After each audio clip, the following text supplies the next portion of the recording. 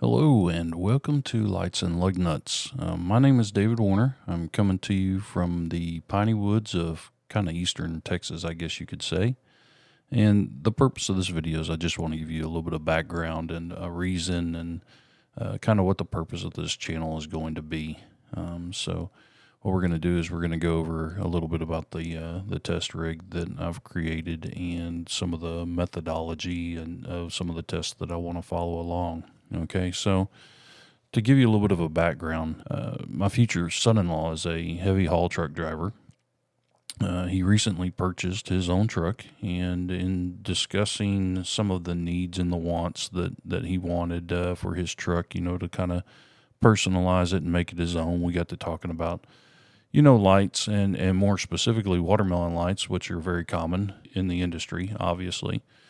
But we realized, or I realized, that there's so many different options out there. There's such a wide range of quality. There's a wide range of designs, and a lot of those designs lead to many different variables, whether it be the output of the pattern or the light output itself, how bright something is, and there was a lot of confusion. So to make things worse, it was hard for him to describe to an outsider such as myself or kind of explain in layman's terms how each of these differences in, quality and designs and how it kind of made everything different and what exactly he was looking for, despite him having a very specific idea in his own head of exactly what he wanted. It's almost like trying to describe a color to a blind person. It's pretty hard to do. We realized that there wasn't one particular place out there in all of the internet that we could find that had a comprehensive and objective comparison of, I hate to say all of these different options because you're never going to find all these options, but even a vast majority of the different options that are out there. So, I got to thinking and I discussed it with him, and I was like, why don't we make one? Why don't we make a place where we can track down answers like, does using a clear bulb versus an amber bulb behind a particular piece of glass, say a dark amber lens, does it really make that much difference? Can I use an amber bulb behind a clear lens, and will it match the same if I use a clear bulb behind a light amber or a dark amber lens? Can I get a similar light output? Because maybe I want to use the lenses in different areas, or maybe I want to do a dual color bulb in that clear lens, but I want my ambers to match where I have a particular amber lens. And so you were trying to match light output, and we have questions like, there's a vast range of pricing out there. There's very expensive watermelon lights and there's very cheap watermelon lights. And when I spend the extra money, do I get extra quality? Do I get extra light output? What is the big difference in spending that extra money? And because let's face it, do we want to throw out that much more money if we can avoid it, or is this something where I need to spend the money? So this is what I want that to be. I want it to be a place that we can show you right down to the smallest things. And I've noticed some of this just by doing some initial checking and testing, that even the clocking of the bulb, the direction that the bulb is facing while sitting in the housing and how it lines up with the glass can drastically change the output of the light.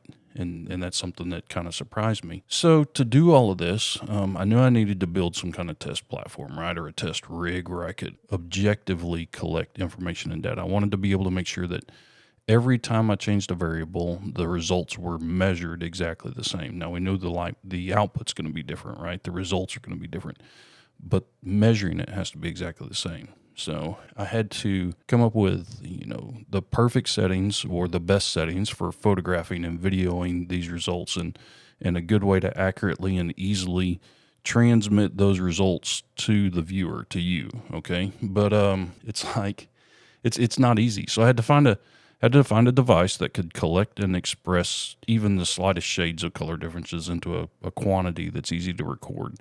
So what I found was that there's a thing called a chromaticity chart or diagram. It's kind of like a triangle, and at each corner you have like blue and purple, and then red and yellow and amber, and then green on the different corners. And I found a device that can measure the light that's coming out of the lights, and then it will plot a dot on this chart, and you'll be able to look at this chart and see exactly where that dot falls and give you a good color idea, or a good idea of where that dot falls in the color spectrum.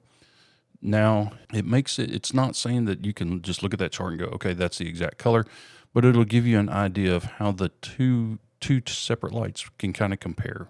All right. The device that I found was made by a company called Data Color. It's called a light color meter, and it'll collect that color information, but it also collects the brightness of the light output. So I can tell you exactly how bright something's going to be as well. So if I'm measuring a halogen bulb versus LED bulbs, you can kind of determine what the brightness difference is going to be between those. And we can also measure the brightness. These watermelon lights, they'll put out basically rays of light, right, in patterns or a star pattern or whatever. You have a bright area and a lighter area. And we can actually measure the difference between the brightest spot and the dimmest spot, which will give you an idea of how distinct and how obvious that star pattern is going to be. So the test rig itself, it took a little bit of time to design it and build it. If you've happened to come across the Facebook page, which some of you have, that's probably how you ended up here to begin with. You may have seen some of the photographs of it being designed and built.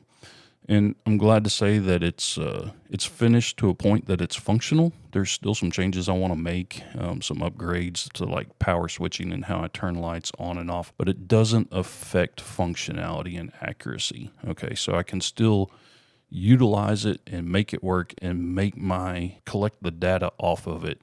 It's at a point where I can do that, and I'm glad we're there, because now I can start kind of getting in these videos, and I've got quite a few lights already that I need to get going. So this initial run is going to be pretty quick, but it's also going to be a pretty steep learning curve. The rig itself is a 4 foot by 4 foot test bench. It has 12-inch tall walls on two sides, all right, on one side and the back.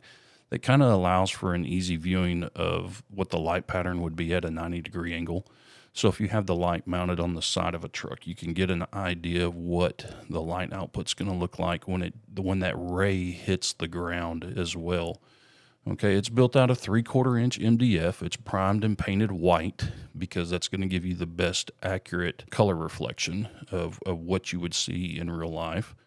There's a 1 foot by 3 foot wide opening that runs directly down the center line of the rig. Okay, and it's going to accommodate 3 separate what I call base test plates. Under normal testing, the light that I'm going to be testing is going to occupy the centerpiece, the center location where those 3 test plates are, and I'll use a blank test plate on either side just to space it out. But there's also a semicircle drawn on the test rig on the bottom of it, okay?